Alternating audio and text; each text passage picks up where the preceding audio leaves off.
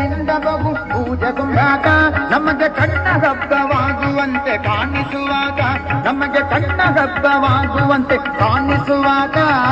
ರಾಘವೇಂದ್ರ ತೀರ್ಥನೀತ ರಾಜಿಸುವಾಗ ಪಾಪೌಘಗಳೆಲ್ಲವ ನುಡಿಸಿ ಪುಣ್ಯಗಳಿವಾದ ರಾಘವೇಂದ್ರ ರಾಘವೇಂದ್ರ ರಾಘವೇಂದ್ರ ಪಾಗಿ ಮಾಂ ರಾಘವೇಂದ್ರ